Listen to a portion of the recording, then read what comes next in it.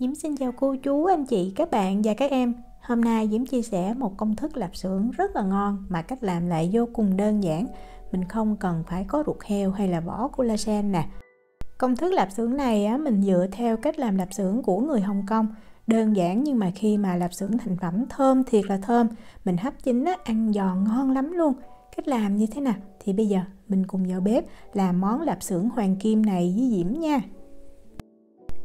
Làm lạp xưởng thì không thể nào thiếu mỡ được và là mỡ heo nha. Ở đây Diễm có 150g mỡ heo. Mỡ heo thì mình dùng cái mỡ chắc thì lúc mà mình làm xong cái lạp xưởng mình ăn cái mỡ nó sẽ giòn ngon. Thường cái lượng mỡ heo là 50-50, nhưng mà mình không thích ăn mỡ nhiều đó thì mình có thể giảm lại. Thì 500g thịt Diễm dùng 150g mỡ heo, và trong cái thịt xay của Diễm nó cũng có mỡ trong đó. Mỡ heo mình rửa sạch, sau đó mình sẽ cắt hạt lựu. Nếu mà mình muốn cắt mỡ heo dễ hơn đó, mình có thể cho vào trong tủ đông đá, cho mỡ nó cứng lại thì mình cắt dễ dàng. Mỡ sau khi cắt xong rồi thì Diễm cho vào đây 15g đường cát là 1 muỗng canh. Lạp xưởng người Việt mình biết nhiều nhất là lạp xưởng mai quế lộ, mà thực ra mình hay bị nhầm cái rượu mai quế lộ lắm nha.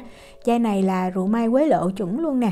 Rượu mai quế lộ thì cái mùi sẽ là mùi hoa hồng và nó rất là ngọt ngào chứ không phải là mùi ngũ vị hương nồng đâu ha.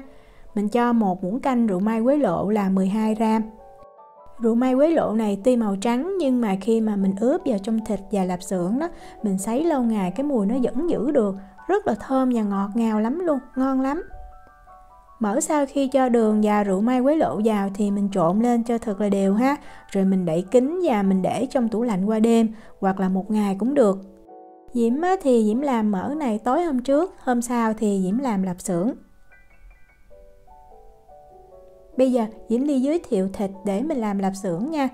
Để làm cho tiện và nhanh thì Diễm mua thịt xay sẵn luôn. Thịt xay sẵn này cái lượng mỡ của nó là 10%. Còn nếu mà mình thích lạp xưởng nó giòn, nó ngon hơn nữa thì mình dùng 20% mỡ. Thịt heo xay này bây giờ Diễm sẽ cho vào trong một cái tô to chút nha.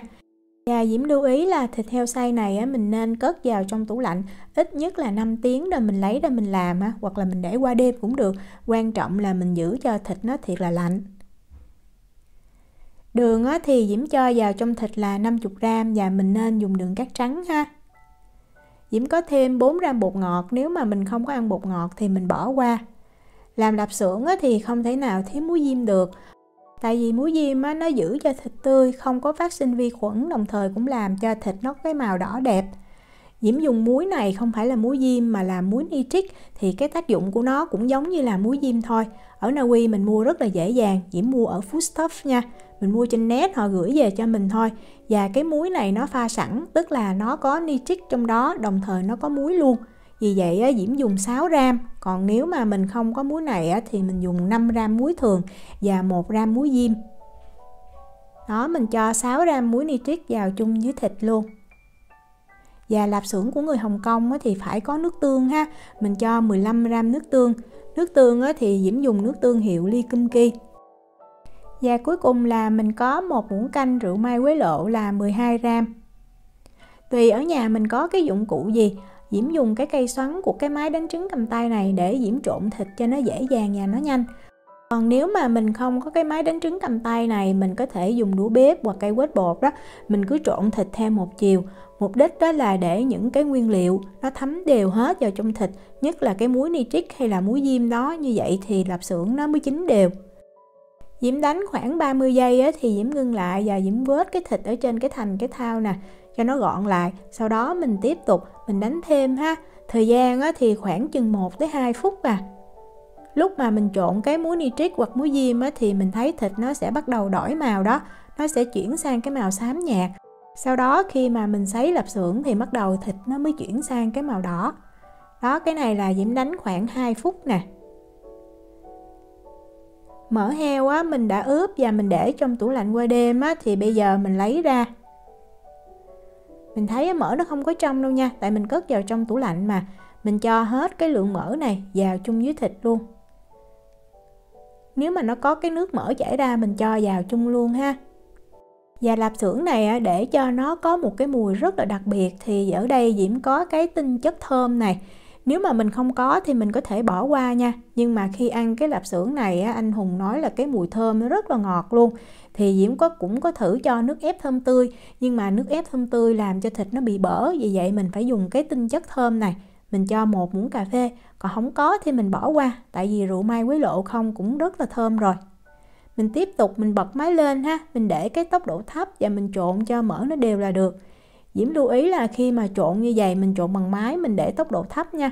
Mình không có trộn tốc độ cao, mình chỉ trộn cho những cái nguyên liệu nó đều với nhau và thịt nó kết dính thôi. Nếu mà mình dùng máy stand mixer mà cái cây quết chữ K đó thì mình cũng bật cái tốc độ thấp nhất nha. Mình không có đánh cho thịt nó nhuyễn. Nếu mà thịt nó bị nhuyễn nhưng mà nó chưa dẻo hồng như mình làm giò chả thì lạp xưởng khi mà thành phẩm á, nó bị nát, nó không còn giòn nữa. Thời gian mà mình trộn mỡ vào trong thịt á, thì cũng khoảng 1 phút à. Mình thấy á, mỡ nó đều hết như vậy. Đó, và khi mà mình cầm cái cây quết bột mình trộn lên, mình thấy thịt bắt đầu nó hơi nặng tay rồi đó. Mình quết mình tém thì mình thấy thịt nó dẻo như vậy. Như vậy là nó có cái độ kết dính rất là tốt. Món lạp xưởng Hoàng Kim này đặc biệt ở chỗ là sẽ có thêm trứng muối nữa. Trứng muối thì mình cần 12 cái ha. Cái công thức lạp xưởng này thì mình sẽ làm được 12 cái lạp xưởng. Và lòng đỏ trứng muối này còn sống, mình chưa có nướng chín hay là hấp chín nha. Để sấy thì Diễm dùng cái khay nó có lỗ như vậy. Còn nếu mà không có thì mình dùng khay thường cũng được. Nhưng mà cái khay này giúp cho cái hơi nó đều hơn thì lạp xưởng nó sẽ nhanh khô hơn. Để sạch sẽ đó thì Diễm lót thêm một cái tờ giấy nướng bánh lên trên. Chia lạp xưởng thì Diễm thấy mình nên cân cho nó chính xác ha. Mình đeo bao tay vào nè, mình thấm tí xíu nước cho thịt nó không có bị dính đó. Rồi mình cân mỗi cái viên thịt nó khoảng từ 62 cho tới 63 gram. Mình bo sau đó mình đập lên tay vài cái như vậy cho thịt bên trong nó chắc lại đó. Rồi mình nắn cái viên thịt lại cho nó tròn. Rồi mình dùng cái ngón trỏ ra mình tạo một cái lỗ tròn ngay giữa để mình nhét cái lòng đỏ trứng muối vào. Sao cho cái lòng đỏ đó nó nằm dưới thịt khoảng 60% là được. Chỉnh lại cho nó tròn trịa chút ha. Vậy là mình đã làm xong rồi, rất là nhanh và đơn giản. Còn nếu mà mình không thích trứng muối thì mình không dùng và mình nắn lạp xưởng thành cây dài như cái lạp xưởng bình thường cũng được luôn. Sau khi mà đã cho trứng muối vào rồi thì bây giờ mình mang cái lạp xưởng này mình đi sấy hoặc mình phơi nắng nha. Bên Diễm không có nắng, vì vậy Diễm cho vào trong lò nướng nè. Diễm bật nhiệt quạt ha, 2 lửa trên dưới và có quạt. Nhiệt độ là 50 độ C, 122 độ F. Và đầu tiên mình sẽ sấy khoảng từ 3 cho tới 4 tiếng cho thịt này nó săn, nó cứng lại đó. Sau đó mình sẽ lấy ra để mình để lên cái khay có rãnh á, thì như vậy mình sẽ sấy cái lạp xưởng được nhanh hơn, tiết kiệm thời gian. Đây là lạp xưởng mà Diễm đã sấy được 3 tiếng rồi nè. Mình thấy bắt đầu nó đã lên màu đỏ rất là đẹp, màu tự nhiên luôn. Để Diễm quay gần cho mình xem. Lúc này mình cầm lên thì nó đã se mặt ngoài lại, nhưng mà vẫn còn mềm ha, chưa có khô đâu. Rất là đẹp luôn. Thì bây giờ Diễm mới chuyển những cái lạp xưởng này qua cái khay có rãnh. Và mình tiếp tục mình cho vào trong lò nướng mình sấy ha. Còn nếu mà nhà mình có nắng tốt thì mình mang ra ngoài mình phơi. Nếu mà lò nướng của mình nó không có quạt thì mình khi sấy mình phải hé cái cửa lò ra nha. Diễm tiếp tục Diễm cho vào trong lò nướng. Diễm cũng sấy ở nhiệt độ là 50 độ C, 122 độ F, 2 lửa trên dưới và bật quạt ha. Thêm 5 tiếng nữa. Sau 5 tiếng và Diễm tắt lò, Diễm đợi sang tới ngày hôm sau thì Diễm tiếp tục Diễm sấy thêm 8 tiếng nữa. Và mình làm 3 lần như vậy thì Diễm thấy lạp xưởng nó đã đạt. Đây là lạp xưởng mà Diễm đã sấy 3 lần, mỗi lần 8 tiếng ha, tổng cộng là 3 ngày. Mình thấy lạp xưởng nó đã khô, nó bóng, nó mướt như vậy, cầm lên rất là chắc luôn. Lạp xưởng khi mà mình vừa sấy xong thì cái mỡ nó sẽ trong như vậy. Nhưng mà mình để cho ở nhiệt độ bình thường hoặc là nơi có khí hậu mát thì mỡ sẽ chuyển sang cái màu trắng đục như vậy. Lạp xưởng này là Diễm đã để được 5 ngày rồi đó. Có những loại trứng muối nó có dầu nhiều thì khi mà mình sấy mình thấy nó sẽ tươm dầu ra như vậy. Trong khi có lòng đỏ thì nó không có dầu nhiều thì nó sẽ khô ráo hơn như cái này. Và mỗi cái lạp xưởng này khi mà Diễm sấy xong Diễm cân lại được chính xác là 50 gram luôn. Cái lượng thịt lúc mà mình làm là khoảng 60 gram và cái lòng đỏ trứng muối thì khoảng 12 gram. Tổng cộng là 72 gram. Nhưng mà mình sấy đạt thì nó còn 50 gram nha. Khi ăn thì mình mang mình hấp chứ mình không có chiên ha.